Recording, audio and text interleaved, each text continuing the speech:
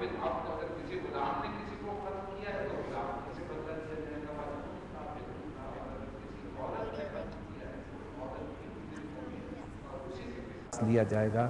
فمن عفی لہ، اور اگر معاف کر دو، من اخیہ، اپنے بھائی کو۔ اب یہ سمجھانے کا، ترغیب دینے کا اللہ کی طرف سے انداز ہے کہ جو قتل ہو گیا، جو مقتول ہے اور جو قاتل ہیں، بطور انسان ہے تو بھائی بھائی ہیں۔ اگر اپنے بھائی کو، اس سے کوئی خطا ہو گئی، اس لیے قتل خطا کا یہ سارا معاملہ ہے۔ قتل عمد کی سزا دنیا میں اگرچہ موت ہے لیکن اس کی بخشش نہیں ہوتی، وہ آخرت میں بھی اسے سزا ملے گی۔ یہ ہے کہ مغالطے سے کوئی قتل ہو جائے تو اس کے لیے قصاص اور یہ دیت کا معاملہ۔ اگر تم اپنے بھائی کو معاف کر دو، شَإِن فَاتِّبَاعٌ بِالْمَعْرُوفِ وَأَدَاءٌ عَلَيْهِ بِإِحْسَانٍ، تو نرمی کرنے میں تمہارا، بہرحال اگر تم کرو تو تمہارے لیے اجر ہے، لیکن جو بھی تصفیہ کرو خون بہا کا، دیت کا، تو وہ بہت معروف طریقے سے، معروف ہے، سب کو معلوم ہو کہ یہ فیصلہ ہوا ہے۔ اور مقصود کیا ہے؟ ہوتا یہ تھا کہ ایک انسان قتل ہوا اور پھر اس کا سلسلہ جو ہے، دونوں نے اس کا آدمی قتل کر دیا، اس نے اس کا آدمی قتل کر دیا، اور اس معاشرے میں ایک عجیب و غریب ٹیڑھ یہ بھی تھی، جیسے جو خزرج کا قبیلہ تھا وہ بڑا تھا، قبیلہ اوس چھوٹا تھا تعداد کے اعتبار سے، تو ان کے ہاں پہلے سے قانون تھا کہ اگر اوس کا کوئی انسان قتل ہو جائے تو وہ 1/3 دیت جو مقرر تھی وہ 1/3 دیتے تھے، اور اگر خزرج کا آدمی قتل ہو جائے اوسی سے تو اسے وہ پوری دیت دینی پڑتی تھی۔ وہ 1 اور 3 کا انہوں نے آپس میں چھوٹے اور بڑے قبیلے ہونے کے اعتبار سے جو ہے فرق رکھا ہوا تھا۔ اسی طرح ہوتا تھا اگر کسی قبیلے کا کوئی بڑا آدمی قتل ہو گیا اور قاتل جو ہے وہ کوئی غلام ہے یا کوئی چھوٹا آدمی ہے اس معاشرے کا، تو وہ کہتے تھے کہ اس کے بدلے میں ہم تمہارا کوئی بڑا آدمی قتل کریں گے، اس مجرم کو قتل نہیں کریں گے، اس لیے کہ ہمارا بڑا نقصان ہوا ہے۔ اور بعض اوقات یہ ہوتا تھا کہ ایک آدمی کو قتل کیا گیا تو اس کے بدلے وہ کہتے تھے کہ اس کے بدلے میں تو ہم 10 کریں گے تو پھر ہمارے یہ برابر ہوگا۔ تو اس سب کو اللہ تبارک و تعالیٰ نے بیلنس کر دیا کہ ہر انسان کی جان ایک طرح کی ہے، اسی طرح قیمتی ہے جیسے غلام کی، اسی طرح قیمتی ہے جیسے کسی آقا کی۔ انسانی جان میں کوئی فرق نہیں ہے۔ یہ دنیاوی مراتب ہیں جو اللہ نے تقسیم کر دیا، کوئی غلام ہے، کوئی آقا ہے، کوئی امیر ہے، کوئی غریب ہے، کوئی بڑا قبیلہ، کوئی چھوٹا قبیلہ ہے، اس سے کوئی فرق نہیں ہوگا۔ وہ جو فیصلہ ہوگا الحر بالحر، آزاد نے قتل کیا آزاد سے بدلہ لیا، غلام نے قتل کیا غلام کو قتل کیا جائے گا، عورت نے قتل کیا تو اس کے بدلے میں یہ نہیں کہ اس کے خامند کو قتل کر دو، اس عورت ہی سے بدلہ لیا جائے گا۔ فاتباع بالمعروف، اور جو بھی فیصلہ کرو گے معروف طریقے سے، سب کو معلوم ہے کہ یہ فیصلہ ہو چکا، وَأَدَاءٌ إِلَيْهِ بِإِحْسَانٍ، اور جو کچھ ادا کرنا ہے وہ بھی فوری طور پر، اگر دیت کا معاملہ طے ہوا ہے تو فوراً ادا کر دو بغیر کسی حیل و حجت کے۔ ذَلِكَ تَخْفِيفٌ مِّن رَبِّكُمْ وَرَحْمَةٌ، یہ اللہ تبارک و تعالیٰ کی طرف سے بہت ہی تمہارے لیے معاملہ آسان کر دیا گیا ہے، تخفیف کر دی گئی اس کی رحمت کی وجہ سے۔ اس لیے انسان کا معاملہ یہ ہے کہ اگر صرف قتل کے بدلے میں قتل ہی ہوتا تو پھر لازماً قتل ہی کیا جاتا، تو اللہ نے دیت کا رستہ کھولا تاکہ انسانوں میں خون زیادہ سے زیادہ نہ بہے، انسانوں کی جانوں کو ضائع نہ کیا جائے، بلکہ اس طریقے سے معاملہ ہو جائے تاکہ مقتول کے جو وارثین ہیں ان کے دل میں ایک احساس پیدا ہو کہ کسی نہ کسی شکل میں بدلہ ہو گیا، اور وہ جو جان کے بدلے جان لینے کا پھر لمبا سلسلہ چلتا تھا خاندانوں سے خاندانوں تک، وہ کسی طرح ختم ہو جائے۔ یہ اللہ کی رحمت سے یہ اللہ نے آسانی پیدا فرما دی۔ فَمَنِ اعْتَدَىٰ بَعْدَ ذَلِكَ، اگر کوئی اس کے بعد پھر زیادتی کرے گا فَلَهُ عَذَابٌ أَلِيمٌ، تو اس کے لیے دردناک عذاب ہوگا۔ زیادتی کیا کرتے تھے؟ بہت سے لوگ یہ کرتے تھے کہ دیت کا معاملہ طے ہو گیا، دیت بھی لے لی، اور اس کے بعد پھر اس چکر میں ہے کہ کہیں نہ کہیں موقع ملے تو اسے قتل کر دیا جائے۔ یہ زیادتی ہے۔ معروف طریقے سے جب تم نے فیصلہ کر لیا، بدلہ چکا لیا، تو اب اس کے قتل کے درپے ہونا یہ بہت بڑا جرم ہے۔ وَلَكُمْ فِي الْقِصَاصِ حَيَاتٌ يَا أُولِي الْأَلْبَابِ لَعَلَّكُمْ تَتَّقُونَ، اور جان لو عقل و خرد رکھنے والو، تمہارے لیے قصاص میں زندگی ہے، یہ نظام رہنا چاہیے۔ ابھی ہمارے ہاں پاکستان میں یہ ہو چکا ہے، پچھلے کئی سالوں سے سزائے موت پہ پابندی لگا دی گئی تھی، صرف یورپینز کو، امریکنز کو، ان کو دیکھتے ہوئے، کیونکہ وہاں انہوں نے لگائی، لیکن اپنے بڑے بڑے مجرموں کو وہ بھی قتل کرتے تھے۔ उन्हें सजाए मौत देते थे, और हमारे लिए पूरी दुनिया में उन्होंने शोर मचाया हुआ था कि कत्ल की सज़ा, मौत देना, मौत की सज़ा तो बड़ा जुल्म की बात है। लिहाजा हमने भी देखा देखी जो है वो कई साल इस पर पाबंदी लगाई रखी, और नतीजा क्या निकला कि जराइम पेशा लोग जो हैं वो जरी हो गए कि तो हमने कौन सा मर जाना है, ज़्यादा से ज़्यादा उम्र कैद की सज़ा होगी ना, वो भी दिन रात गिनती कर करके चंद सालों में, और कोई सिफारिश मिल गई तो जल्दी से रिहाई हो जाती। बड़ा नेक आदमी है, बड़ी अच्छी ज़िंदगी इसने जेल में गुजारी, चलो छोड़ दो, अब सही हो गया। लेकिन उसके बाद फिर अब कत्ल की सज़ा जो है वो शुरू हुई है, तो देखें कितने लोग जो हैं वो लटकाए गए, और अब एक लोगों की उनके अंदर एक धड़कन पैदा हुई है, एक खौफ की कैफियत पैदा हुई है कि कत्ल करेंगे तो इसकी सज़ा भी मिलेगी। अब फांसी पे लटकाया जाता है, मौत की सज़ा, कत्ल की सज़ा मौत की शक्ल में होती है। इसमें मुआशरे की ज़िंदगी है। एक शख्स को सज़ा जब मिलती है, करार वाकई सज़ा, तो सैकड़ों की आंखें खुलती हैं और उन्हें इबरत हासिल होती है कि जुर्म की सज़ा भी होती है। वलकुम फिल क़िसास हयातुन या उलिल अलबाब लअल्लकुम तत्तकून। अगर अल्लाह से बचना चाहते हो, कानून की खिलाफ वर्जी से बचना चाहते हो, तो याद रखो इसी किसास में अल्लाह तबारक व तआला की तरफ से तुम्हारे मुआशरे की जिंदगी है। कुतिबा अलैकुम इज़ा हज़रा अहदकुमुल मौत इन तरका खैरनिल वसीयतु लिल वालिदैन। तुम पर यह भी फर्ज किया गया है जब तुम में से किसी की मौत का वक्त आए तो वो अपने पीछे अगर कुछ विरासत छोड़ रहा हो तो वो अपने वालिदैन के हक में और वल अक़रबीन और अपने कराबतदारों के हक में मारूफ बिल मारूफ, मारूफ तरीके से वसीयत कर जाए। हक्कन अलल मुत्तकीन, ये हक है उस पर जो अल्लाह से डरने वाला है, यानी ये लाजमी उसे करना चाहिए, क्योंकि लफ्ज़ पहले है कुतिबा, अब ये कुतिबा की रिपीटिशन होगी बार बार, इसका मतलब है अल्लाह की तरफ से फर्ज किया गया। ये था विरासत के लिए पहला हुक्म। अब ये आयत का एक हिस्सा मनसूख हो चुका, इसलिए कि सूरह निसा में अल्लाह तबारक व तआला ने मुकम्मल कानून विरासत जो है वो नबी अकरम सल्लल्लाहु अलैहि वसल्लम के ज़रिए से हमें बहम पहुंचा दिया। अब उस पर अमल होता है।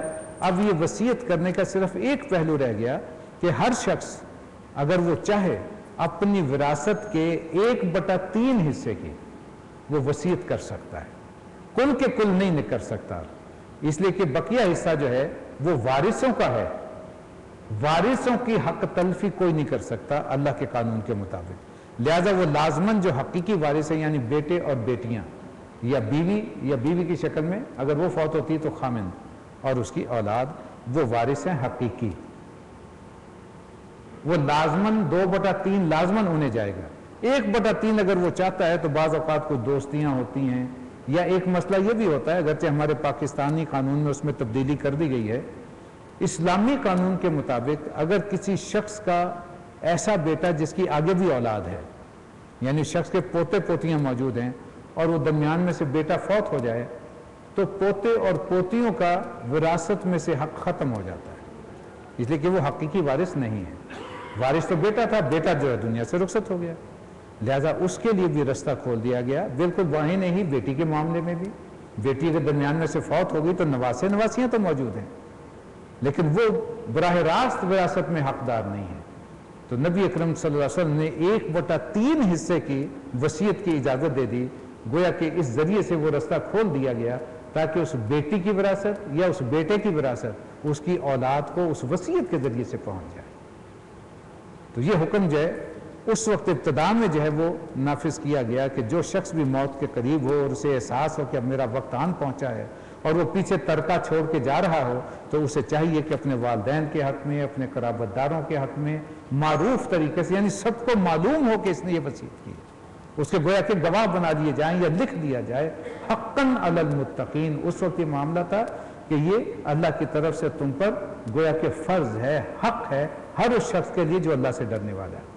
फमन बद्दलहु बादा मा समिअहु, और अगर उसकी वसीयत में कोई सुनने के बाद, यानी किसी को गवाह बनाया और बाद में उसने कहा कि नहीं ऐसे नहीं, ऐसे वसीयत की गई थी, किसी के हक में डंडी मार दी, फ़इन्नमा इस्मुहु अलल लज़ीना युबद्दिलूनहु, जान लो कि वो फिर कसदन हक तलफी जो है वो कर रहा है किसी की।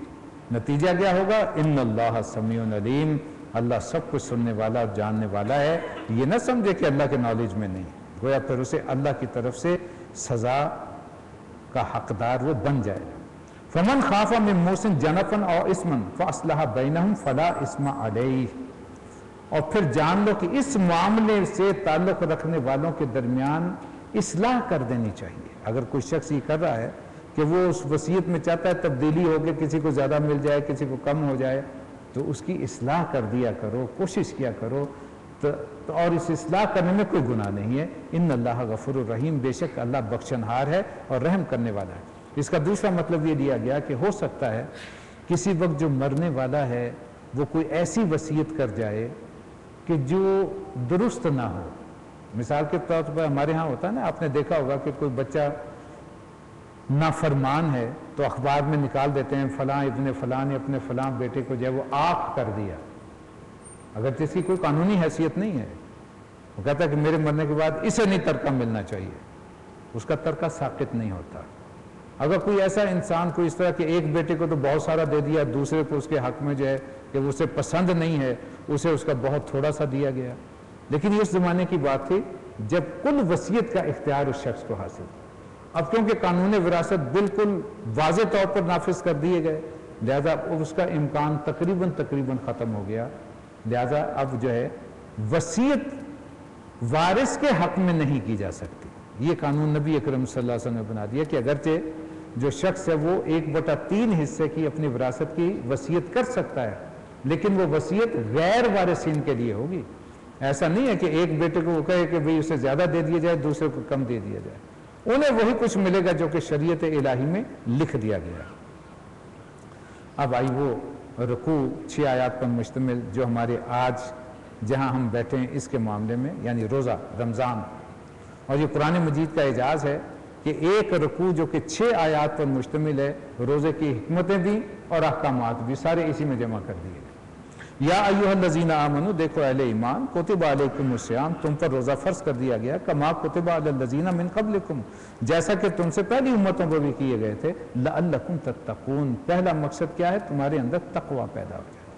تقوی اللہ سے بچنے کی صلاحیت، اللہ تبارک و تعالیٰ کے مواخذے سے بچنے کی صلاحیت، اس کے حدود کو توڑنے سے بچنے کی صلاحیت، اور یہ بچنے کی صلاحیت تبھی حاصل ہوتی ہے جب انسان کو معلوم ہو میرا رب مجھ سے کیا چاہتا ہے، میں نے کس چیز سے رکنا ہے، کس چیز پہ عمل کرنا ہے، اور اس کے لیے معلوم ہونا چاہیے، علم ہونا چاہیے نا کہ نیکی کیا ہے، برائی کیا ہے۔ گویا کہ انسان کے اندر ایک طلب پیدا ہوگی کس شے سے پرہیز کروں۔ اس کا ایک ترجمہ ہم کرتے ہیں پرہیزگار۔ متقی کون ہے؟ پرہیزگار۔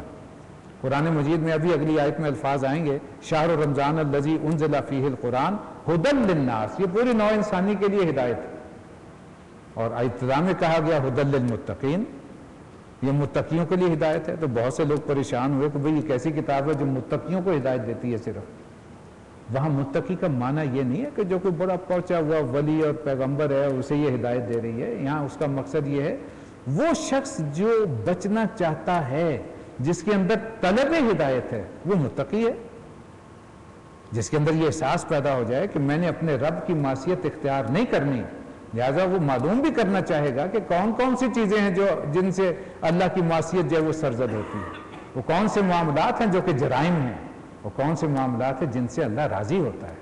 جب یہ طلب پیدا ہو جائے تو وہ قرآن سے استفادہ کرے گا، اگر یہ طلب ہی نہیں پیدا ہوگی تو وہ کون اس کی طرف کیوں رخ کرے گا؟ تو ھدی للمتقین کا مطلب وہ جس کے اندر طلب ہدایت ہے، اور یہ طلب پیدا کرتا ہے روزہ۔ روزہ کیسے کرتا ہے؟ آپ اللہ کے حکم سے سحری سے افطاری تک جائز چیزوں سے بھی رک جاتے ہیں کہ نہیں ہم نے نہیں استعمال کرنا، تو کم از کم 11 مہینوں کے لیے یہ صلاحیت پیدا ہو جائے کہ جو واقعتاً اللہ نے منع کیا ہے اس سے انسان رک جائے۔ جب اللہ کے حکم سے جائز سے رک گئے تو کم از کم ناجائز سے تو رکا جائے نا سارا سال۔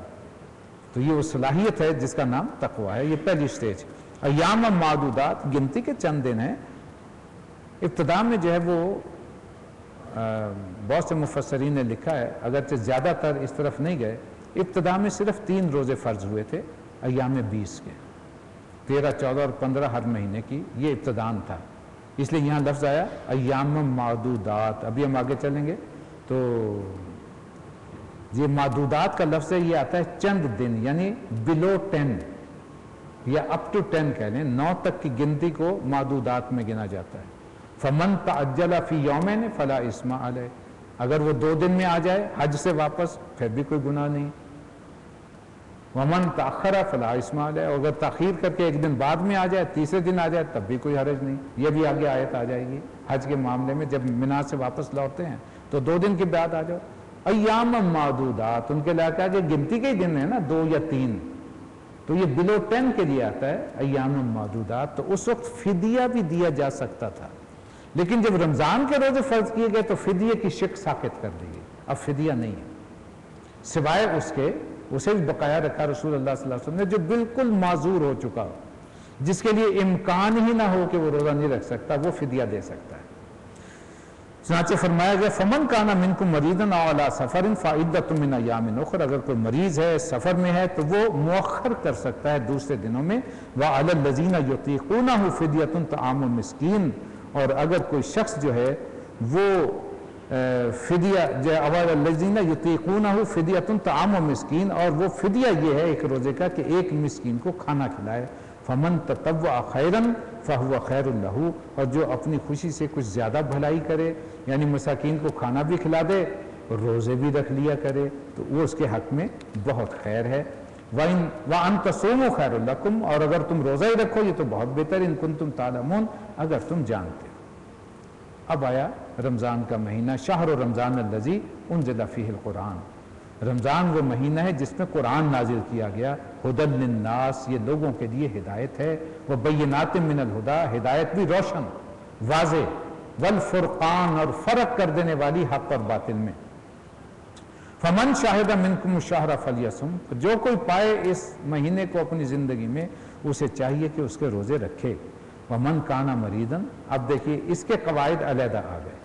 اب پورے مہینے کی جب بات آئی تو اس میں دیکھیں کیا آگے سلسلہ آئے گا کہ اگر کوئی مریض ہے او علی سفر، یا سفر پر ہے، فعدۃ من ایام اخر، تو وہ گنتی کی وہ تعداد جو ہے وہ دوسرے دنوں میں پوری کرے. یرید اللہ بکم اليسر، اللہ تم پر نرمی کرنا چاہتا ہے. ولا یرید بکم العسر، اور وہ تم پہ تنگی نہیں کرنا، سختی نہیں کرنا چاہتا. لیکن ولتکملوا العدۃ، تعداد تمہیں ہر صورت میں پوری کرنا ہوگی. اب یہاں جو ہے وہ تھا فدیہ دے کے جو ہے وہ جان چھڑا لینا، وہ نہیں. اب تمہیں تعداد پوری کرنی. مریض ہو جب آرام آ جائے گا روزے جتنے چھوٹ گئے پورے کر لو. سفر میں ہو نہیں رکھ سکتے، سفر سے واپس آ گئے اطمینان حاصل ہو گیا، اب جتنے روزے سفر میں رہ گئے اس کی تعداد پوری کرو. وَلِتُكَبِّرُوا اللَّهَ عَلَىٰ مَا هَدَاكُمْ، اور تمہارے اندر کبریائی پیدا ہو اس رب کی، اس پر کی کتنی عظیم ہدایت، قرآن جیسی ہدایت اس نے تم تک پہنچائی. وَلَعَلَّكُمْ تَشْكُرُونَ، اور تم واقعتاً اللہ کے شکر گزار بن جاؤ. اس شکر کو 3 پہلوؤں سے میں، اب اتنا وقت نہیں ہے جو تفصیل میں، ورنہ یہ بڑی ڈیٹیلڈ موضوع ہے جو باقاعدہ سامنے آنا چاہیے. شکر کے 3 درجے امام راغب اصفہانی رحمۃ اللہ علیہ نے بیان فرمائے: شکر بالقلب، شکر باللسان، شکر بالجوارح. کسی شے کی قدر انسان اس وقت کرتا ہے جب اس کی حقیقت کی پہچان ہو. آپ کسی بچے کے ہاتھ میں ہیرا پکڑا دیں، وہ کانچ کا ٹکڑا سمجھے گا، فٹ بال سمجھ کے یا گیند سمجھ کے اس کے کھیلتا رہے گا. لیکن اگر کسی جوہری کے ہاتھ میں دیں گے تو اسے عین چمکا کے صاف کر کے پنیوں میں لپیٹ کے وہ اٹھا کر کے ڈبی میں رکھ کے تجوری میں رکھے گا. اسے معلوم ہے کہ یہ ہیرا ہے، بیش قیمت شے ہے، کوئی معمولی شے نہیں. قرآن مجید کی ہدایت، ہیرا تو بہت، وہ کیا کہتے ہیں کہ ہلکی شے ہے، ایک عظیم شے ہے، بہت بڑی دولت ہے جو اللہ تبارک و تعالیٰ نے انسانوں کو عطا فرمائی. کامل ہدایت نامہ جس پر عمل پیرا ہو تو آخرت بھی انسان کی کامیاب، دنیا بھی کامیاب.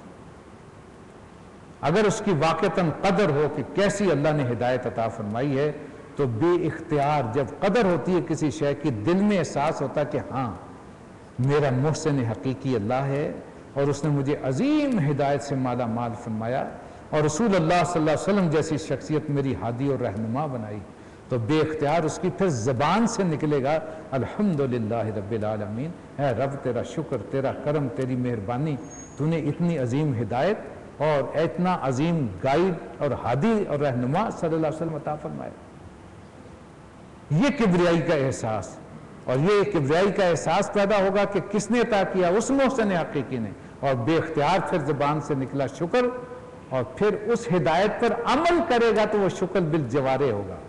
अगर वो अमल नहीं करेगा तो फिर ये अगली नाशुक्री है। उस पर अमल करना जो है वो है हकीकी शुक्र अदा करना, उस हिदायत के मुताबिक जिंदगी को ढालना। भले तुकब्बिरुल्लाह अला मा हदाकुम व लअल्लकुम तशकुरून, ताकि तुम हकीकी मानों में अल्लाह का शुक्र अदा करो इस रोजे के नतीजे में। और उसके बाद एक दर्जा और, वाइज़ा सअलका इबादी अन्नी फइन्नी करीब। जब रूह जागेगी, इंसान के अंदर तड़प पैदा होगी कि मेरे रब से कहीं मेरी मुलाकात हो जाए, मेरा तार जुड़ जाए उसके साथ, जबान से निकले और उधर कबूल हो जाए। बड़ा खूबसूरत शेर है, न जाने है किस शायर का। इधर निकले उधर उसको खबर हो, कोई आंसू तो ऐसा मोतबर हो। कोई इंसान की आह ऐसी होनी चाहिए कि इधर जबान से निकले, इधर जी से निकले, और अल्लाह कहे मेरे बंदे मैं तो हाजिर हूँ तेरी इस पुकार को पूरा करने के लिए। बिल्कुल वही अंदाज है। इज़ा सअलका इबादी, मेरे बंदे जब आपसे सवाल करें तो ए नबी उन्हें बता दीजिए, इबादी अन्नी, मेरे मुतल्लिक, फ़इन्नी करीब, मैं तो उनके इंतहाई करीब हूँ। उजीब दावत दाई इज़ा दान, पुकारने वाला जब भी मुझे पुकारता है मैं उस पर लब्बैक कहता हूँ, मैं उसे पुकार को सुनता हूँ। फल यस्तजीबू ली, लिहाजा उन्हें चाहिए कि वो भी मेरी दावत पर लब्बैक करें, मेरी भी तो माने। वल युमिनु बी, और मुझ पर ईमान रखें जैसा कि ईमान रखने का हक है। नतीजा क्या निकलेगा? लअल्लहुम यरशुदून, तो यकीनन वो राह रास्त पा लेंगे, मैं उन्हें हिदायत के रास्ते पर गामजन कर दूंगा। ये तो थे मकासिद रोज़ा। एक अभी बाकी है।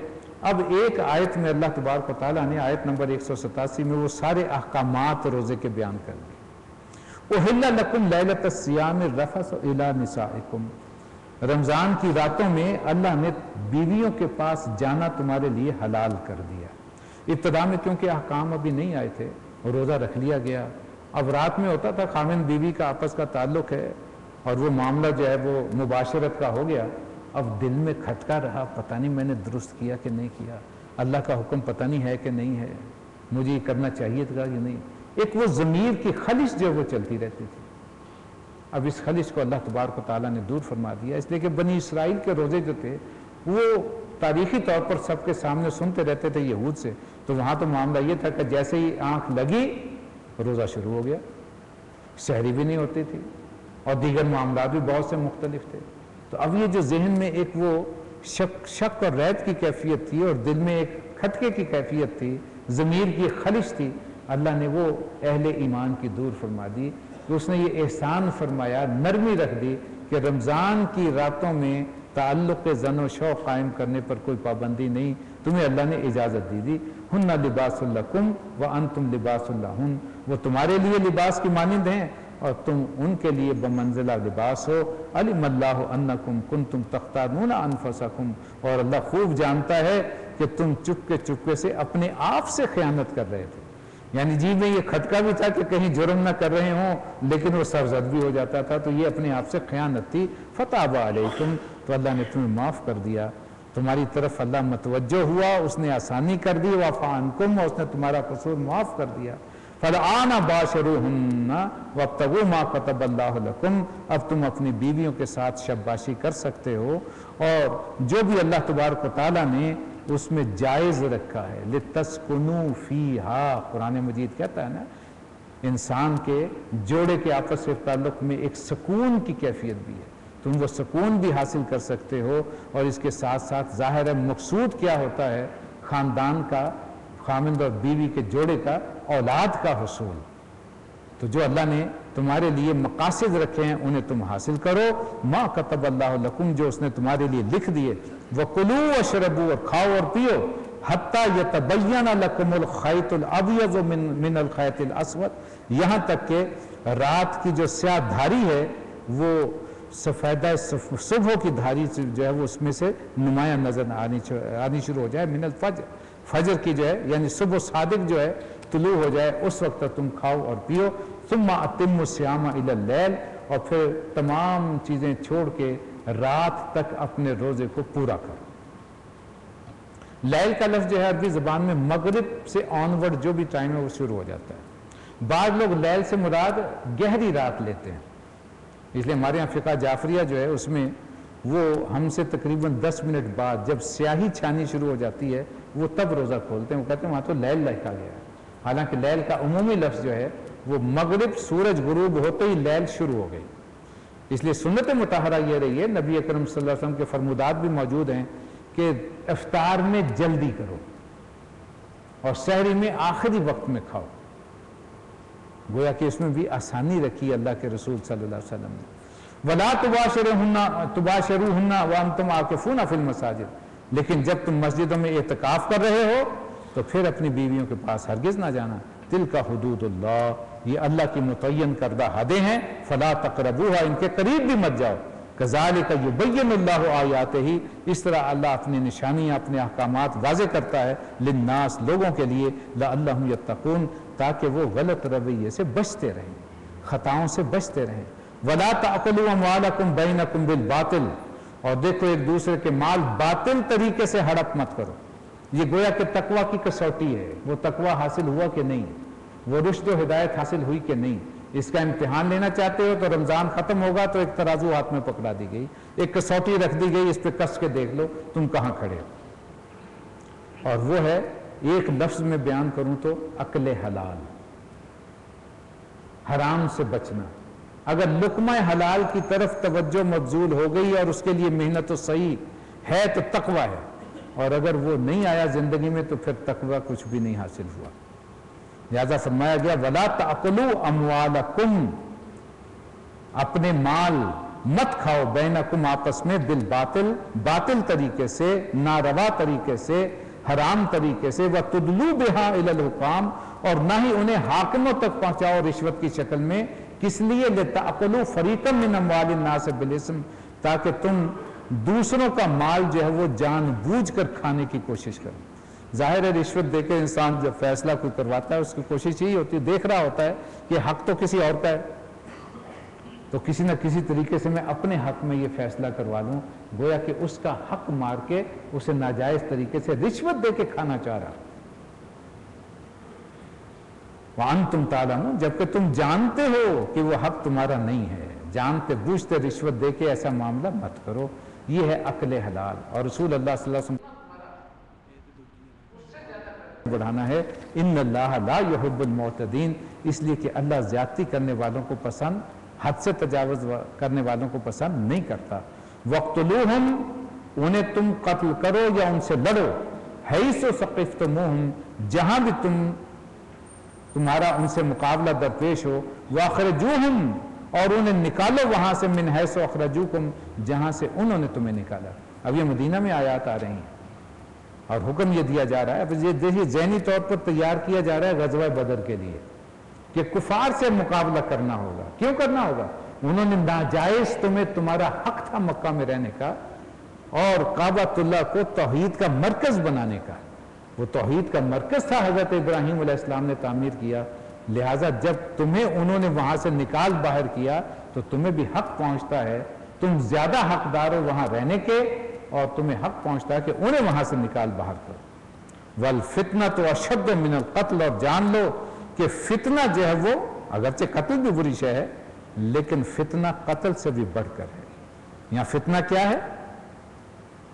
اللہ کے دین کے رستے میں رکاوٹیں کھڑی کرنا، توحید کی بجائے شرک کے نظام کو نافذ کرنا. وَلَا تُقَاتِلُوهُمْ عِنْدَ الْمَسْجِدِ الْحَرَامِ، لیکن انہیں مسجد حرام کے قریب ان سے مت لڑنا. حَتَّى يُقَاتِلُوكُمْ، یہاں تک کہ وہ تم سے نہ لڑیں. اگر وہ تم سے وہاں بھی لڑنا شروع کر دیں تو پھر یہ نہیں ہے کہ تم تلوار اندر رکھ کے بیٹھ جاؤ کہ بھی مار لو ہمیں، یہ تو بڑی محترم جگہ، ہم تو تلوار نہیں نکالیں گے. نہیں، اگر دشمن وہاں تلوار نکال لیتا ہے تو تمہیں بھی حق پہنچتا ہے کہ اپنے دفاع میں ان سے لڑو. فَإِنْ قَاتَلُوكُمْ، اور اگر تم سے وہاں وہ لڑیں، فَاقْتُلُوهُمْ، تو انہیں قتل کرو. كَذَلِكَ جَزَاءُ الْكَافِرِينَ، اس لیے کہ کافروں کا یہی جو ہے وہ سزا ہے. فَإِنِ انْتَهَوْا، اور اگر وہ باز آ جائیں، فَإِنَّ اللَّهَ غَفُورٌ رَحِيمٌ، تو اللہ بخشنہار ہے، رحم کرنے والا ہے. یہاں محض جنگ سے باز آنا نہیں، گویا کہ وہ باز آ کر کے ایمان لے آئیں. وَقَاتِلُوهُمْ، اور تم ان سے لڑتے رہو، حَتَّى لَا تَكُونَ فِتْنَةٌ، یہاں تک کہ فتنہ ختم ہو جائے، شرک کا نظام ختم ہو جائے، وَيَكُونَ الدِّينُ لِلَّهِ، اور دین کل کا کل، یعنی پورا نظام زندگی اللہ تبارک و تعالیٰ کے قوانین کے مطابق استوار ہو جائے۔ فَإِنِ انْتَهَوْا، اور پھر وہ باز آ جائیں، فَلَا عُدْوَانَ إِلَّا عَلَى الظَّالِمِينَ، تو جان لو کہ ظالموں کے سوا اور کسی پر دست درازی کرنے کا تمہیں حق نہیں دیا گیا۔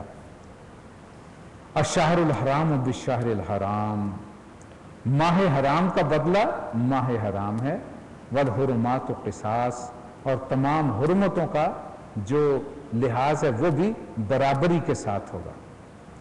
اہل عرب کے زمانے سے یہ چلا آ رہا تھا کہ 4 مہینے جو تھے وہ محترم قرار دیے گئے تھے، 12 مہینے سال کے ہمیشہ سے چل رہے تھے۔ اس میں رجب کا مہینہ جو تھا وہ متعین تھا عمرہ کے لیے، اور اس کے بعد ذی القعدہ، ذی الحج اور محرم، یہ 3 مہینے وہ تھے جو مقرر تھے حج کے لیے۔ ان دنوں میں جنگ و قتال کرنا، قافلوں کو لوٹنا، دشمن پہ حملہ کرنا، یہ ساری چیزیں ختم ہو جاتی تھیں اور ایک مکمل سکون اور امن کی کیفیت حاصل ہو جاتی۔ لہٰذا ان کی حرمتیں، شہر محترم مہینہ جو ہے وہ محترم مہینہ ہے، یہ اس کا بدلہ اسی کا ہے۔ یہ لوگ یہ کرتے تھے کہ بعض اوقات تبدیل کر کے اسے، وہ نسی کا ایک قاعدہ تھا جس کا ذکر سورہ توبہ میں آئے گا آگے چل کے، تو بدل کے کر دیتے تھے کہ محرم کا مہینہ جو ہے اس سال وہ جو شوال کا مہینہ محرم کا ہوگا اور محرم کا مہینہ شوال کا ہوگا، اور آگے پیچھے کر دیتے تھے اور دشمن پہ جا کر کے حملہ کر دیتے۔ تو فرمایا گیا کہ یہ طریقہ جو ہے وہ درست نہیں ہے، یہاں اشارہ کیا گیا اور اس کی تفصیل جو ہے وہاں آ گئی۔ فَمَنِ اعْتَدَىٰ عَلَيْكُمْ فَاعْتَدُوا عَلَيْهِ بِمِثْلِ مَا اعْتَدَىٰ عَلَيْكُمْ، اگر تم پر دست درازی کوئی کرے ان مہینوں میں، ان حالات میں، تو تم بھی اسی طرح اتنی ہی دست درازی اس پر کرو، لیکن واتقوا اللہ، اللہ سے ڈرتے رہو، وَاعْلَمُوا أَنَّ اللَّهَ مَعَ الْمُتَّقِينَ، اور جان لو کہ اللہ اہل تقوی کے ساتھ ہے، وہ جو پرہیز کرتے ہیں، اللہ کے احکامات کو توڑنے سے بچتے ہیں۔ اب آ گیا انفاق فی سبیل اللہ۔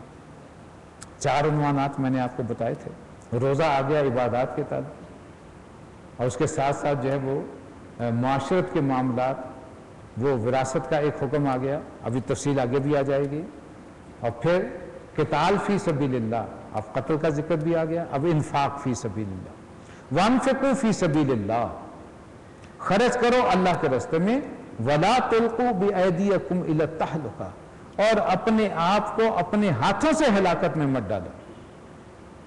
اب دیکھیے اس معاشرے کو ذرا ذہن میں رکھیے، باقاعدہ کوئی آرمی نہیں تھی۔ اگر دشمن سے لڑنا ہے تو کیا کرنا ہوگا؟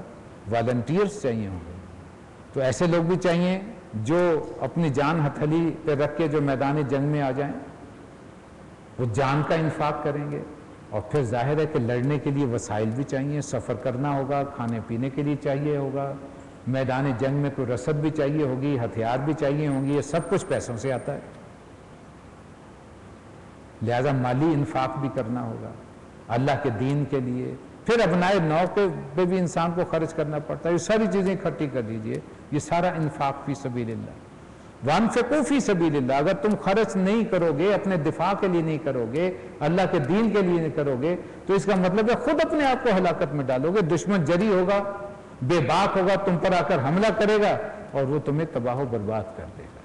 تمہیں گویا کہ تیاری رکھنا ہے، مال سے بھی جان سے بھی۔ واحسنوا، اور احسان کا طریقہ اختیار کرو، ان اللہ یحب المحسنین، اس لیے کہ اللہ محسنوں کو پسند کرتا ہے۔ وَأَتِمُّ الْحَجَّ وَالْعُمْرَةَ لِلَّهِ، اور تکمیل کرو جب بھی ارادہ کرو حج اور عمرے کی اللہ کے لیے۔ فَإِنْ أُحْصِرْتُمْ، اور اگر تم کہیں گھر جاؤ، اب آج کل وہ معاملہ تو نہیں ہے لیکن اکثر ایسے بھی ہوتا ہے، جیسے پچھلے سالوں میں ہوا کہ لوگ احرام باندھ کر نیت کر کے جہاز میں بیٹھ گئے اور پتہ چلا جی جہاز فلائٹ تو آج کینسل ہو گئی اور پھر وہ جا ہی نہیں سکی۔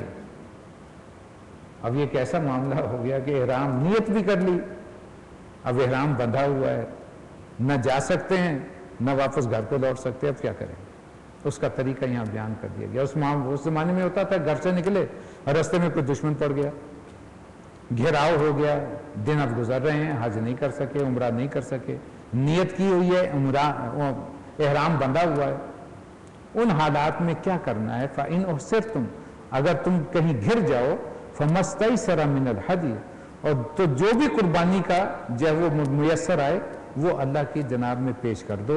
वला तहलिकु रुऊसकुम हत्ता यबलुगल हदी महल्ला, और उस वक्त तक अपने सर न मुंडवाओ जब तक कि कुर्बानी अपनी जगह पर न पहुंच जाए। होता यह था कि वो घिर गए, अब वहां जो है वो एहराम खोलना चाह रहे हैं, तो हुक्म ये दिया गया कि अगर कुर्बानी का जानवर है उसका एक दम देना है तो उसे, और वो तरीका ये था कि वो हुदूद हरम में जाकर ज़िबा हो, तो जब तक वो वहां ज़िबा ना कर दिया जाए उस वक्त तक अपना सर जो है उसके बाल मत तरशवा। यही फिर फुकाहा ने यहाँ से जो मनासिक के हज सारे तालीम किए हैं उसमें सबसे पहले अब ये तरतीब वहाँ रखी कि सबसे पहले जो है वो आकर के रमी जिमार करना है, जो कंकरियाँ मारी जाती हैं शैतान को, उसके बाद कुर्बानी करना है। कुर्बानी करने के बाद फिर हलक या कसर यानी सिर के मुंडवाना है या बिल्कुल उस तरह फिरवाना है, और फिर एहराम खोल के नहा के अपने कपड़ों में आ जाना है। ये तरतीब है एक। अगरचे आजकल वहाँ बहुत से फतवे आ गए हैं कि अगर इसमें कोई आगे पीछे हो जाए कोई हरज नहीं है। बाज़ दफ़ा मामलात ऐसे हुए कि जब पहला हज हुआ नबी अकरम सल्लल्लाहु अलैहि वसल्लम सहाबा के साथ थे तो बहुत से लोगों से कुछ गलतियाँ हुई। कुछ लोगों ने आके अर्ज़ किया, या रसूल अल्लाह, मैंने कुर्बानी से पहले हज सर मुंडवा लिया, अब मैं क्या करूँ? आपने फरमाया कोई बात नहीं, ये भी ठीक है।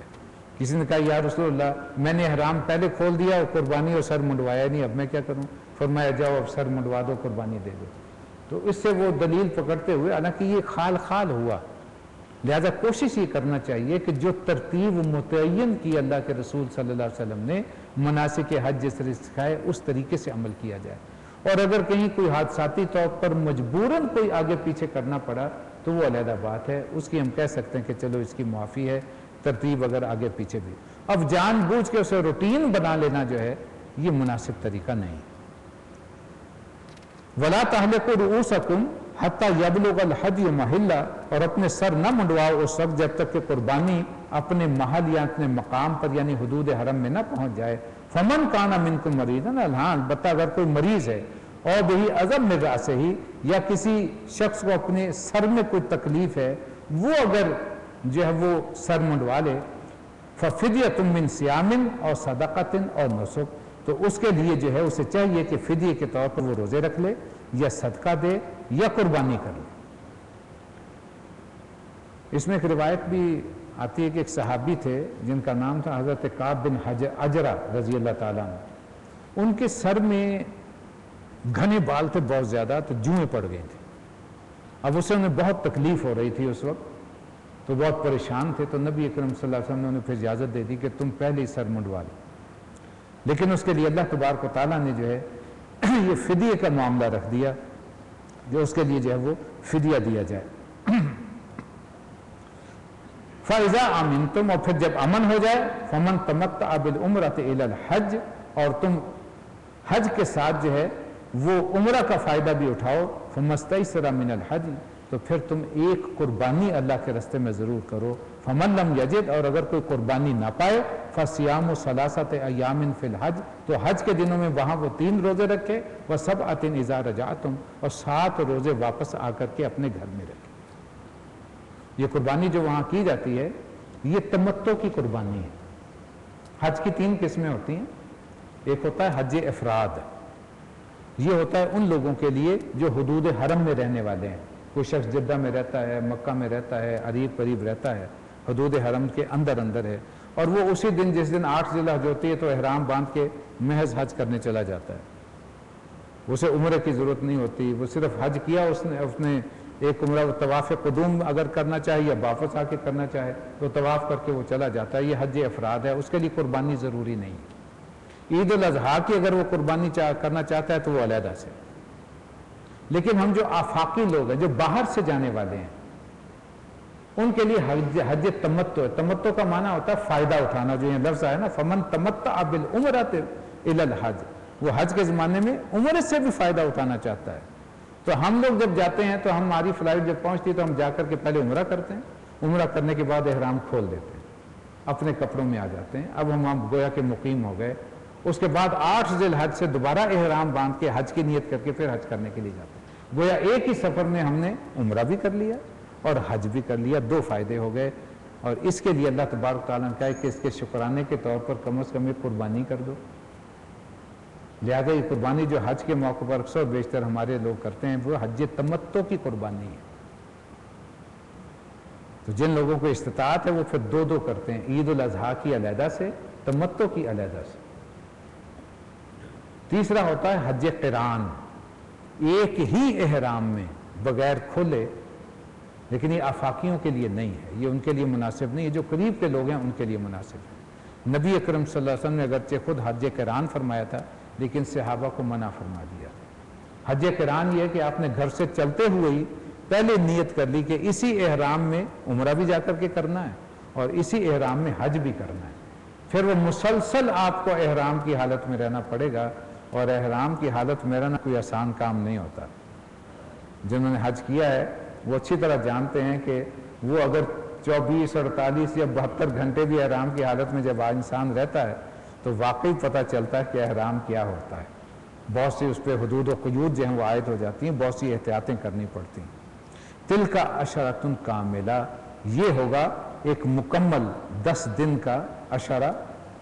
ذَلِكَ لِمَن لَمْ يَكُنْ أَهْلُهُ حَاضِرِ الْمَسْجِدِ الْحَرَامِ، یہ رعایت ان لوگوں کے لیے ہے جن کے گھر مسجد حرام کے قریب نہیں ہیں۔ اس لیے میں نے عرض کیا کہ آفاقی لوگ جو باہر سے جاتے ہیں ان کے لیے رعایت ہے کہ وہ پہلے جا کر کے عمرہ کر لیں، احرام کھول دیں، پھر دوبارہ احرام باندھ کے حج کے لیے چل جائیں۔ وَاتَّقُوا اللَّهَ وَعَلَمُوا أَنَّ اللَّهَ شَدِيدُ الْعِقَابِ، اللہ سے ڈرتے رہو اور جان لو کہ اللہ سزا دینے والا بھی ہے، سخت سزا دینے والا۔ الحج اشہر معلومات، جان لو کہ حج کے مہینے معروف ہیں، سب جانتے ہیں۔ فَمَنْ فَرَضَ فِيهِنَّ الْحَجَّ، جو کوئی ارادہ کرے ان مہینوں میں حج کا، نیت کرے، فَلَا رَفَثَ وَلَا فُسُوقَ وَلَا جِدَالَ فِي الْحَجِّ، تو وہ اچھی طرح جان دے، یعنی اسے خبردار رہنا چاہیے کہ حج کے دوران اس سے کوئی شہوانی فعل سرزد نہ ہو، نمبر 1۔ نمبر 2، کوئی بد عملی نہ کرے، گناہ کا کام نہ کرے، اور نمبر 3، لڑائی جھگڑا نہ کرے۔ اجنبی لوگ ہوتے ہیں تو ہوتے سب مسلمان، ہمارے ہاں بھی جب قافلے کی شکل میں لوگ جاتے ہیں، گروہ کی شکل میں اب گروپ بنا دیے جاتے ہیں، تو آپ اندازہ کیجئے کہ کوئی بوٹی پہ لڑ رہا ہوتا ہے، کوئی جو ہے وہ آنے جانے کے بس پہ معاملے میں لڑ رہا ہوتا ہے، اتنی ہاتھا پائی ہو رہی ہے، اللہ مان والا فیس، اللہ معاف فرمائے۔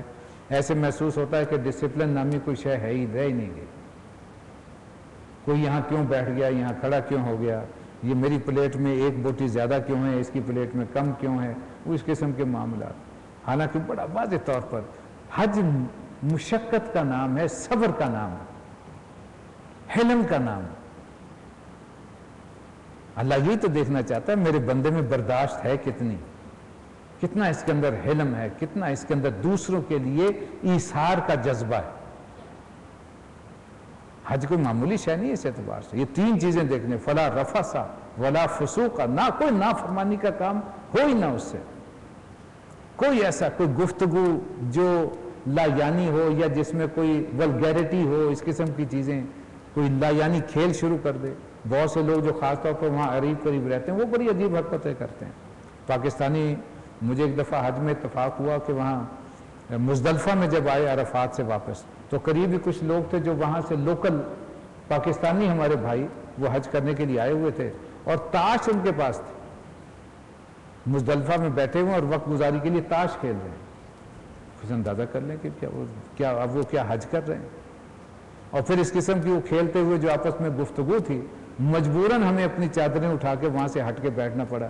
خواتین ساتھ تھیں اور اس قسم کے جو وہ لطیفے اور کہے اور ان کے چل رہے تھے، وہ سوائے اس کے کہ ہم یہ کہتے کہ لا حول ولا قوت الا باللہ العلی العظیم، اور کچھ نہیں، اس لیے کہ وہاں کسی سے لڑا جھگڑا تو یہ بھی ایک بری بات ہے۔ تو یہ سارے معاملات میں احتیاط، ولا رفث ولا فسوق ولا جدال فی الحج وما تفعلوا من خیر یعلمہ اللہ، تو جو کوئی بھی نیکی کا کام کرو گے اللہ اسے خوب جانتا ہے، گویا تمہیں اس کا اجر وہ دے گا۔ وَتَزَوَّدُوا، اور زاد راہ لے کے چلا کرو، یہ نہیں فقیر بن کے جو ہے کہ وہ اللہ دے گا بس وہاں، نہیں، عزت نفس کو قائم رکھنا ہے، کسی کے سامنے ہاتھ نہ پھیلانا پڑے، پردیس کا معاملہ ہے، زاد راہ لے کر چلا کرو۔ فَإِنَّ خَيْرَ زَادِ التَّقْوَى، حقیقت میں تو زاد راہ جو ہے وہ بہترین وہ پرہیزگاری ہے، یعنی روحانی طور پر جو ہے وہ پرہیزگاری ہے زیادہ راہ، یعنی وہ اخلاق قائم رہیں، وہ تحمل اور صبر کی کیفیت قائم رہے، وہ اپنی جگہ پر، لیکن دنیاوی اعتبار سے وہاں کے خرچ کے لیے، آمد و رفت کے لیے تمہارے پاس ہونا چاہیے۔ وَاتَّقُونِي يَا أُولُو الْأَلْبَابِ، اے ہوش مندو بچو میری نافرمانی سے۔ لَيْسَ عَلَيْكُمْ جُنَاحٌ أَن تَبْتَغُوا فَضْلًا مِّن رَبِّكُمْ، ایک اور شکایت بیان کر دی گئی کہ اگر حج کے ساتھ ساتھ تم اپنے رب کا فضل بھی تلاش کرو، اس میں بھی کوئی حرج نہیں۔ اس پر حالانکہ گورنمنٹ، وہاں کی گورنمنٹ تو پابندی لگا دی کہ کوئی یہاں باہر کا کوئی شخص جا کر کے تجارت نہیں کر سکتا، اللہ کی طرف سے اجازت ہے۔ اللہ نے تو کہا ہے کہ اگر تم جا کر وہاں تجارت کر کے 4 پیسے کما بھی لو تو اس میں کوئی حرج نہیں ہے۔ فَإِذَا أَفَضْتُم مِّنْ عَرَفَاتٍ، اور جب تم عرفات سے واپس چلو، فَاذْكُرُوا اللَّهَ عِندَ الْمَشْعَرِ الْحَرَامِ، تو مشعر حرام کے پاس اللہ کو یاد کر۔ مشعر حرام کہتے ہیں مزدلفہ کے علاقے کو، وہاں مسجد مشعر الحرام وہ کہلاتی جو مزدلفہ میں ایک چھوٹی سی مسجد ہے، تو وہاں رات وہاں گزارتے ہیں، اور وہاں مغرب اور عشاء کی نماز ایک اذان اور 2 تکبیروں کے ساتھ پڑھی جاتی ہے، اور پھر اس کے بعد رات پر بیٹھ کے اللہ کا ذکر کرو، اللہ توبہ کرو، اللہ سے مغفرت کی دعا کرو، وَاذْكُرُوهُ كَمَا هَدَاكُمْ، اور اس طرح اس کا ذکر کرو جیسا تمہیں ہدایت کی گئی ہے۔ وَإِن كُنتُم مِّن قَبْلِهِ لَمِنَ الضَّالِّينَ، حالانکہ اس سے پہلے جو تھے تم لوگ گمراہی پر تھے۔ اس لیے ہوتا تھا کہ پرانے زمانے میں پھر وہ قصے کہانیاں اپنے بتوں سے جو منسوب تھیں، اپنے آباء و اجداد سے منسوب تھی، وہ کہا کرتے تھے۔ تو فرمایا کہ نہیں، اب وہ جس کی تمہیں ہدایت کی گئی، یعنی اللہ کا ذکر کرو، اللہ کو یاد کرو۔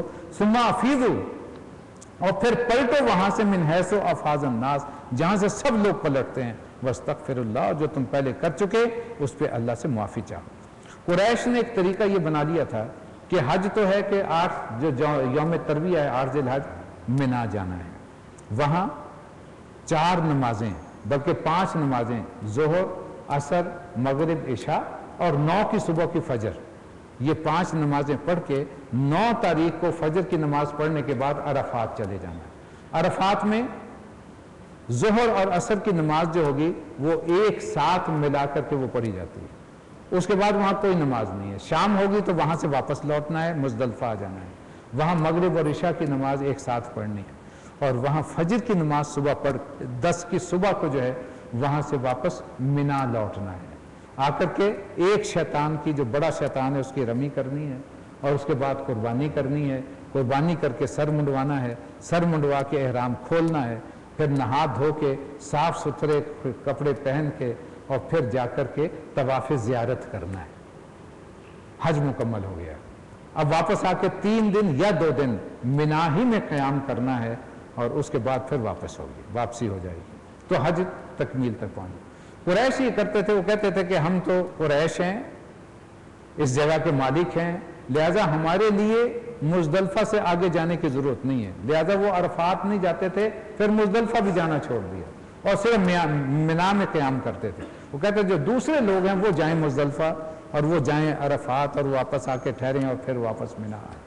اور پھر آہستہ آہستہ چلتے چلتے بنو خزاعہ تھے، بنو کنانہ تھے، جن کی آپس میں قریش کے ساتھ رشتہ داریاں ہو گئیں، انہوں نے بھی اپنے آپ کو اس مقدس لسٹ میں شامل کر لیا۔ نتیجہ یہ ہو کہ سارے کے سارے اکثریت وہ ہو گئی جو کہ عرفات جاتی نہیں تھی، واپس مزدلفہ ٹھہرتی نہیں تھی، منا تک ہی محدود رہتے تھے، لہٰذا انہیں منع کر دیا گیا کہ یہ طریقہ درست نہیں ہے۔ سبھی کے سب اب عرفات جاؤ گے، وہاں سے پلٹو گے جیسے کہ سب پلٹتے ہیں۔ ان اللہ غفور الرحیم، اور اللہ سے استغفار کرو، توبہ کرو، معافی چاہو، وہ یقیناً مغفرت کرنے والا، رحم کرنے والا ہے۔ فَإِذَا قَضَيْتُم مَنَاسِكَكُمْ، اور جب تم مناسک حج ادا کر لو، فَاذْكُرُوا اللَّهَ، تو اللہ کو یاد کرو، كَذِكْرِكُمْ آبَاءَكُمْ، جیسے کہ تم کبھی اپنے آباء و اجداد کا ذکر کیا کرتے تھے، بلکہ او اشد ذکرہ، بلکہ اس سے بڑھ کے۔ منا میں جب یہ لوگ اکٹھے ہوتے تھے تو پھر بڑی بڑی مجلسیں لگتی تھیں، اور وہاں بیٹھ کر کے بڑی ڈنگیں مارا کرتے تھے، جو نہیں بھی کام کیا ان کے آباء و اجداد نے وہ ان سے منسوب کر کر کے فلاں مارکا تھا، فلاں جو ہے وہ مہم فلاں سے سر کی تھی، اس قسم کے جو معاملات ہوتے تھے۔ فرمایا کہ اس کی بجائے اللہ کا ذکر کرو، اللہ کو یاد کرو، اور اس طرح کرو کہ جیسے آباء و اجداد کو، بلکہ اس سے بھی بڑھ کے۔ فَمِنَ النَّاسِ، اور مانگنا کیا ہے وہاں، لوگوں میں سے ایسے بھی ہیں، مَن یقول، جو کہتے ہیں ربنا آتنا فی الدنیا، اے رب ہمارے ہمیں دنیا کا مال عطا فرما، وَمَا لَهُ فِي الْآخِرَةِ مِنْ خَلَاقٍ، ایسے لوگوں کے لیے آخرت میں کچھ نہیں۔ وَمِنْهُمْ، لیکن ایسے بھی ہیں، मैं यक़ूल, जो ये कहते हैं रब्बना आतिना फिद दुनिया हसना, ए रब हमें दुनिया में भी भलाई अता फरमा, व फिल आखिरति हसना, और आखिरत में भी हमारे लिए भलाई अता फरमा, वक़िना अज़ाबन नार, और हमें आग के अजाब से बचा ले। ये है हकीकत में मांगने की शय। दुनिया मांगो कोई हर्ज नहीं है, लेकिन असल मांगने की शय आखिरत है। उलाइका लहुम नसीबुम मिम्मा कसबू, ये वो लोग हैं जिन्हें अपनी कमाई के मुताबिक हिस्सा मिलेगा, यानी जो अच्छा कसब करेंगे उसका रिजल्ट मिलेगा। वल्लाहु सरीउल हिसाब, उन्हें जान लेना चाहिए कि अल्लाह को हिसाब लेने में कोई देर नहीं लगती। वज़्कुरुल्लाह फी अय्यामिन मादूदात, चुनाचे जिक्र किया करो अल्लाह का गिनती के चंद दिन। ये आगे अल्फाज अय्यामिन मादूदात जो रोजे के इब्तिदा में आए थे। फमन तअज्जल फी यौमिन, तो फिर कोई उजलत यानी जल्दी आ जाएगा 2 दिन गुजार के, फला इस्मा अलैह, उस पर भी कोई गुनाह हरज नहीं। वमन ताखरा, और जो ताखीर करेगा यानी एक दिन बाद में 13वीं तारीख को आ जाए, फला इस्मा अलैह, उसके लिए भी कोई गुनाह नहीं। लिमन इत्तक़ा, असल शय तो है तक़वा के साथ गुजारा हुआ वक्त, कितने खुलूस के साथ ठहरे। वत्तक़ुल्लाह, डरो अल्लाह से, वालमू, और जान लो, अन्नकुम इलैहि तुहशरून, तुम्हें हमेशा याद ये रहना चाहिए कि अल्लाह की बारगाह में इकट्ठे होना है, एक दिन हाजिरी होना है, हिसाब किताब होना है। वमिन अन्नास मन युजिबुका क़ौलुहु फिल हयातिद दुनिया, और इंसानों में से ऐसे भी हैं जिनकी चरब ज़ुबानी तुम्हें बड़ी अच्छी लगती है। बाज़ लोग होते हैं ना ज़ुबान के बड़े मीठे, और ऐसी ऐसी बातें करते हैं कि दिल मोह लेते हैं, दिल में खोट होता है। ये मुनाफिकों की सूरत हाल है जहाँ पेश की जा रही है। वयुशहिदुल्लाह अला मा फी क़ल्बिही, और वो बार बार तुम्हें यकीन दिलाने की कोशिश करते हैं कि हम तो अल्लाह के बड़े मुखलिस बंदे हैं, अल्लाह को गवाह बना के कि अल्लाह जानता है कि हम कितने खुलूस के साथ मुसलमानों के साथ हैं। वह हुआ अलद्दुल खिसाम, ये हकीकत में बदतरीन दुश्मन होते हैं, ये मारे आस्तीन है। वाइज़ा तवल्ला सआफ़िल अर्द लियुफ़सिद फ़ीहा व युहलिकल हर्स वन नस्ल, अगर इन्हें कहीं तुम पे इक़्तिदार हासिल हो जाए तो ये वो हैं जो इनकी सारी जद्दोजहद है ज़मीन में फसाद फैलाने के लिए, खेतियों को गारत करने के लिए, नस्ल इंसानी को तबाह करने के लिए। इनका बस चले तो तुम्हें मिटा करके रखते। वइज़ा क़ीला लहु इत्तक़िल्लाह, और जब उनसे कहा जाता है कि अल्लाह से डरो, ये कैसी बातें कर रहे हो, ज़बान में कुछ और दिल में कुछ, अख़ज़तहुल इज़्ज़तु बिल इस्म, तो उनकी जो झूठी अना है वो इन्हें अपने गुनाह पे और जरी कर देती है। फ़हस्बुहु जहन्नम, इनका असल ठिकाना जहन्नुम है, इसके लिए तो मुनासिब जगह ही जहन्नुम है। वला बिअसल मिहाद, जो कि बदतरीन जगह है।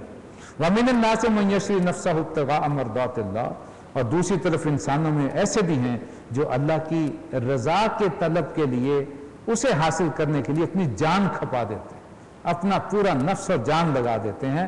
वल्लाहु रऊफ़ुम बिल इबाद, अपना अल्लाह ऐसे बंदों पर बहुत मेहरबान है। या अय्युहल्लज़ीना आमनू, तो जान रखो अहले ईमान। अब उन मुनाफिकों को सामने रखते हुए अब ये नसीहत की जा रही है, उदखुलू फिस्सिल्म काफ़ा, दीन में दाखिल हो जाओ, इस्लाम में आ जाओ पूरे के पूरे समूचे, ये दो अमली छोड़ दो। वला तत्तबिउ खुतवातिश शैतान, और शैतान के रास्ते पर मत चलो। इन्नहु लकुम अदुव्वुम मुबीन, इसलिए कि वो तुम्हारा खुला दुश्मन है। फ़इन ज़ललतुम मिन बादि मा जाअतकुमुल बय्यिनात, और अगर तुमने कमजोरी दिखाई इनके मुकाबले में, इसके बावजूद कि तुम्हारे पास अल्लाह की रोशन हिदायत आ चुकी, फ़अलमू अन्नल्लाह अज़ीज़ुन हकीम, तो अच्छी तरह जान लो अल्लाह जबरदस्त भी है और कमाल हिकमत वाला भी है। हल यंज़ुरूना इल्ला अन यातियहुमुल्लाहु फ़ी ज़ुलमिन मिनल ग़माम वल मलाइकतु व क़ुज़ियल अम्र, क्या फिर ये लोग ये चाहते हैं, इस बात के मुंतज़िर हैं कि अल्लाह फैसले के लिए तशरीफ़ ले ही आए। ये बादलों के छतर लगाना ये कि आसमान से नुज़ूल हो जाए, अल्लाह की अदालत लग जाए और फरिश्ते जो हैं उसके साथ तशरीफ़ ले आएँ और सामने मौजूद हों और हिसाब किताब शुरू हो जाए, फैसले कर दिए जाएं। क्या ये चाहते हो कि आज ही ये मामला तय कर दिया जाए? लेकिन एक दिन तो होना है। वइलल्लाहि तुरजउल उमूर, आखिरकार तो सारे मामलात उसी की तरफ पेश किए जाएंगे। सल बनी इसराइल कम आतैना मिन आयातिन बय्यिना, तुम इसराइल बनी इसराइल से ज़रा पूछ लो, उन्हें कैसी खुली खुली निशानियाँ दिखाई दी गई। अरबों का ये भी कबात थी कि बार बार रसूल अल्लाह सल्लल्लाहु अलैहि वसल्लम से मुतालबा करते थे कि कोई मोजज़ा हमारे सामने ऐसा आ जाए जिसे देख के हम यकीन कर लें कि वाकई आप अल्लाह के रसूल हैं और आप वहाँ ईमान ले आएँ। तो फरमाया गया कि बनी इसराइल से पूछो कि उनके रसूल कैसी कैसी निशानियाँ लेकर आए। حضرت موسیٰ علیہ السلام کو 9 جو ہے وہ معجزات دیے گئے تھے. وَمَن يُبَدِّلْ نِعْمَةَ اللَّهِ مِن بَعْدِ مَا جَاءَتْهُ. جب بھی کوئی قوم جو ہے وہ اللہ کی نعمت پانے کے بعد اس کو ناشکری سے بدل دیتی ہے، اس کا نتیجہ یہ نکلتا ہے فَإِنَّ اللَّهَ شَدِيدُ الْعِقَابِ کہ اللہ پھر اسے سخت سزا سے دوچار کرتا ہے. زُيِّنَ لِلَّذِينَ كَفَرُوا الْحَيَاةُ الدُّنْيَا. جن لوگوں نے کفر کا رستہ اختیار کیا ان کے لیے دنیا کی زندگی بڑی محبوب اور خوش آئند لگتی ہے، بڑی سجی بنی لگتی ہے. وَيَسْخَرُونَ مِنَ الَّذِينَ آمَنُوا. ایسے لوگ جو ہیں وہ اہل ایمان کا تمسخر کرتے ہیں. آج بھی ہمارے ہاں بہت سے لوگ آپ دیکھتے ہیں کہ کسی گھر میں کسی نے داڑھی رکھ دی تو اس پہ بھی تان و تشنی ایک طنز کا انداز شروع ہو جاتا ہے، ایسا تو مولوی بن گیا، یہ بڑا مسطر ہو گیا. اس قسم کی باتیں جو ہیں یہ بہت بڑی گناہ کی بات ہے. کوئی شخص شاعر اللہ پر عمل کرنا چاہے، داڑھی سنت رسول ہے علیہ صاحب صلاۃ والسلام، تو اس کو بڑے ہوش و گوش کے ساتھ اس معاملے میں جو طرز عمل اختیار کرنا چاہیے. وَيَسْخَرُونَ مِنَ الَّذِينَ آمَنُوا. اور وہ ایمان کا رستہ اختیار کرنے والوں کا تمسخر کرتے ہیں. وَالَّذِينَ اتَّقَوْا فَوْقَهُمْ يَوْمَ الْقِيَامَةِ. جبکہ پرہیزگار لوگ، متقی لوگ ہی ہوں گے جو کہ ان کے مقابلے میں قیامت کے دن بڑے عالی مقام ہوں گے، بلند درجے پر ہوں گے. وَاللَّهُ يَرْزُقُ مَن يَشَاءُ بِغَيْرِ حساب. یقیناً اللہ جو ہے وہ عطا کرتا ہے دنیا میں، یعنی کہ دنیا کا رزق جو ہے وہ اس کا معیار نہیں ہے. دنیا میں تو جسے چاہتا ہے بے حساب دے دیتا ہے. کان الناس امۃ واحدہ. پہلے سارے انسان ایک ہی رستے پر تھے. ابتدا جو شروع ہوئی ہدایت سے جو شروع ہوئی. یہ بڑا ایک مختلف نظریہ ہے. اسلام یہ کہتا ہے کہ پہلا انسان اس روئے زمین پر حضرت آدم علیہ السلام تھے اور وہ اللہ کے نبی تھے. نبی جو ہے وہ جاہل نہیں ہو سکتا، معاذ اللہ ثم معاذ اللہ. نہ ہی وہ پتھر کی زندگی جسے کہا جاتا ہے اس حالات میں وہ نہیں ہو سکتا. گویا کہ وہ کامل علم کے ساتھ علم آدم الاسماء کلہا، کہ کل کے کل اسماء آدم کو ہم نے سکھائے. تو علم الاسماء کے ساتھ تشریف لانے والے اور ان کے ذریعے سے پھر نو انسانی پلی پھولی. تو سارے انسان ابتدا میں اللہ کی بندگی پر تھے. فَبَعَثَ اللَّهُ النَّبِيِّينَ مُبَشِّرِينَ وَمُنذِرِينَ. پھر ایک وقت آیا جب وہ گمراہ ہو گئے تو پھر اللہ نے اپنے انبیاء اور رسولوں کو بھیجنے کا سلسلہ شروع کیا جو بشارت لے کر کے آئے، جو ہدایت پر تھے لوگ ان کے لیے، انذار کرتے ہوئے آئے جو اللہ کے باغی بن رہے تھے ان کے لیے. وَأَنزَلَ مَعَهُمُ الْكِتَابَ بِالْحَقِّ. اور ان کے ساتھ حق کے ساتھ کتابیں نازل کی. لِيَحْكُمَ بَيْنَ النَّاسِ فِي مَا اخْتَلَفُوا فِيهِ. تاکہ ان کے درمیان جو اختلافات پیدا ہوئے ان کا وہ کتابیں فیصلہ کر دیں. وَمَا اخْتَلَفَ فِيهِ إِلَّا الَّذِينَ أُوتُوهُ مِن بَعْدِ مَا جَاءَتْهُمُ الْبَيِّنَاتُ بَغْيًا بَيْنَهُمْ.